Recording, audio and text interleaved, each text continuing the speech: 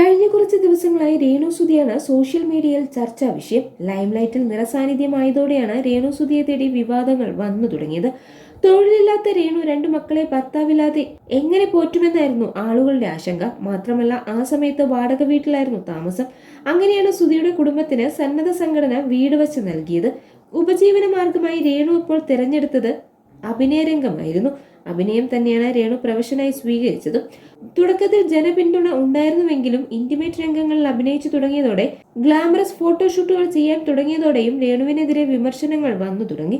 Music video, short film, cinema എന്നിവയാണ് രേണു സജീവം. അടുത്തിടെയായി രേണുവിന്റെ പഴയകാല ജീവിതം വലിയ രീതിയിൽ ചർച്ചയായിരുന്നു. എന്നാൽ കഴിഞ്ഞ ദിവസം കിച്ചു തന്റെ യൂട്യൂബ് ചാനൽ പങ്കിട്ട ഏറ്റവും പുതിയ വീഡിയോ സോഷ്യൽ മീഡിയ വലിയ രീതിയിൽ ചർച്ചയായി മാറിയിരുന്നു.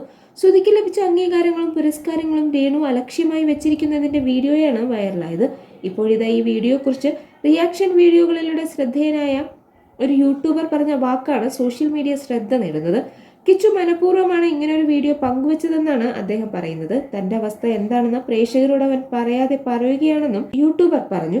കിച്ചുവിന്റെ വീഡിയോ കണ്ടപ്പോൾ തോന്നിയ കാര്യങ്ങളാണ് ഞാൻ പറയാൻ പോകുന്നത്. കിച്ചുവിന് ആ വീട്ടിൽ യാതൊരു റോളുമില്ല എന്നാണ് അവൻ ആ വീട്ടിൽ കയറി ചെല്ലുന്ന വീഡിയോ കണ്ടപ്പോൾ എനിക്ക് തോന്നിയത്. കിച്ചു ഒരു അതിഥിയെ പോലെയാണ് ചെന്ന് കയറുന്നത്. ശരിക്കും പറഞ്ഞാൽ ഈ വീഡിയോ മനഃപൂർവ്വം കിച്ചു യൂട്യൂബിൽ ഇട്ടതാണെന്ന് തോന്നിയത്.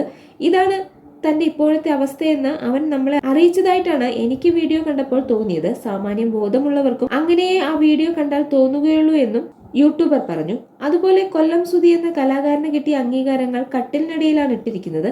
അതിലൂടെ തന്നെ നമുക്ക് മനസ്സിലാക്കിക്കൂടെ ഇവർക്ക് എത്രത്തോളം ബോധമുണ്ടെന്നും യൂട്യൂബർ പറഞ്ഞു. അതുപോലെ പുള്ളിക്കാരിക്ക് കിട്ടിയ ട്രോഫികൾ സ്വീകരണ മുറിയിൽ നിരത്തി വെച്ചിട്ടുണ്ട്. സുധി മരിച്ച സമയത്ത് വാടക വീട്ടിലെ മേശയിൽ സുധിക്ക് കിട്ടിയ അംഗീകാരങ്ങൾ നിരത്തി വെച്ചിരുന്നു. എന്നാൽ ഇന്ന് അതിന്റെ സ്ഥാനം കട്ടിലിനടിയിലാണ്. അത് കാണുമ്പോൾ തന്നെ കഷ്ടം തോന്നുന്നു. രേണു ജീവിക്കുന്നത് സുധിയുടെ ഐഡന്റിറ്റിയിലാണ്.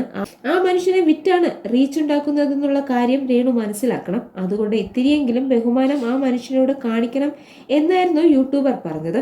എന്റെ ചേട്ടൻ 8 വർഷം മുമ്പാണ് മരിച്ചത്. ഇന്നും ചേട്ടൻ ഉപയോഗിച്ച സാധനങ്ങൾ ഞങ്ങൾ അതുപോലെ വൃത്തിയായി സൂക്ഷിക്കുന്നുണ്ട്. സുധിയുടെ ഫോട്ടോകൾ പോലും അലമാരയ്ക്ക് മുകളിലാണ് വെച്ചിരിക്കുന്നത്. സുധിയുടെ പല സാധനങ്ങളുടെയും അവസ്ഥ ഇത് തന്നെയാണ്.